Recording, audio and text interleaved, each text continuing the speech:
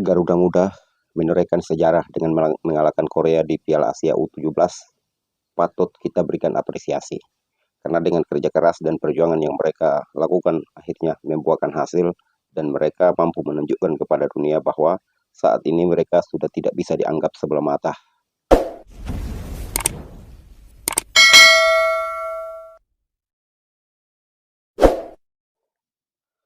Assalamualaikum warahmatullahi wabarakatuh. Halo teman-teman para pendukung Timnas Indonesia, apa kabar semuanya? Dimanapun teman-teman berada, semoga tetap dalam kondisi sehat selalu dan tetap dalam lindungan Allah Subhanahu wa Ta'ala, Tuhan yang Maha Kuasa. Kembali lagi di Garuda Support. Pada konten kali ini kita akan membahas sedikit tentang pegelaran Piala Asia yang saat ini bergulir di Arab Saudi.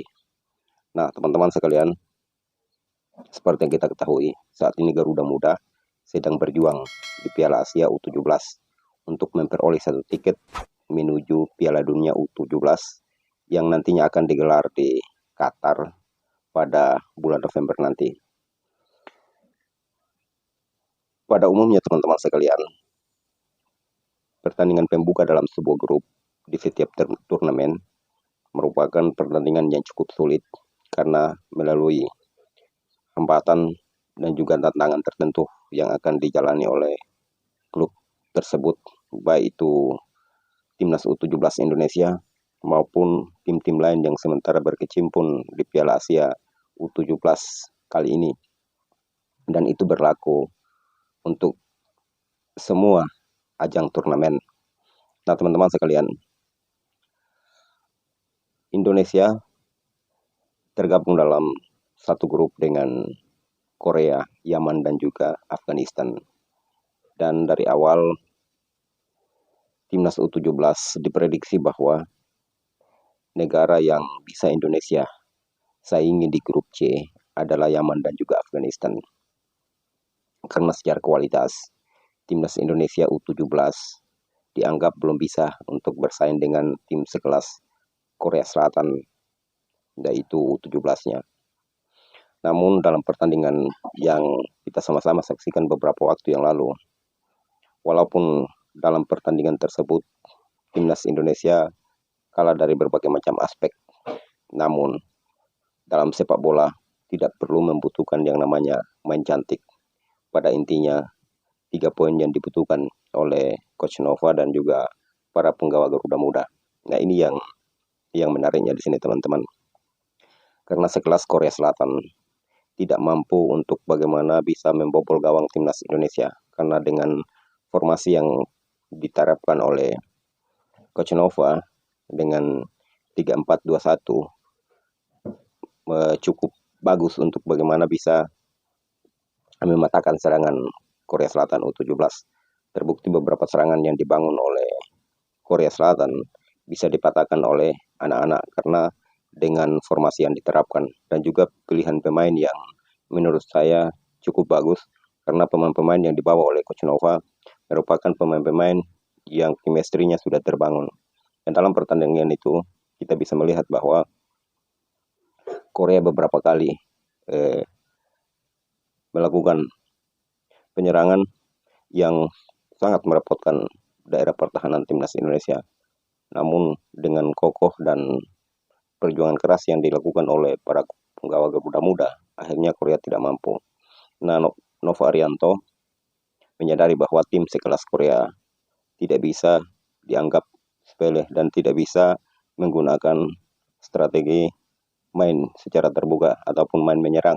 Makanya diterapkan formasi 3-4-2-1 dalam hal ini, menyerang dan bertahan, menyerang dan bertahan. Dan kita bisa lihat dalam permainan pada beberapa waktu yang kita sama-sama saksikan, sebenarnya Timnas Indonesia mainnya tidak terlalu buruk. Hanya saja karena tim sekelas Korea yang memiliki speed and power, makanya Coach Nova lebih memilih untuk menggunakan formasi bertahan lebih banyak daripada menyerang. Karena ini yang kita butuh. Karena tim seperti Korea, di saat mereka mendapatkan peluang untuk bagaimana bisa mengobrak-abrik daerah pertahanan Timnas U17 kita, maka di situ mereka tidak akan memberikan sedikit pun ruang kepada Timnas U17 kita untuk bergerak leluasa.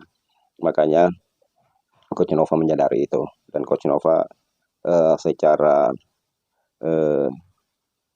terang-terangan menyampaikan bahwa walaupun kami diserang 7 hari 7 malam pun kami tidak akan peduli, karena yang kami butuh di sini adalah poin. Dan saya sangat sepakat dengan itu, karena saat ini yang dibutuhkan bukan permainan cantik, karena tujuan daripada timnas Indonesia U17 yaitu merebut satu tiket untuk menuju ke Piala Dunia U17.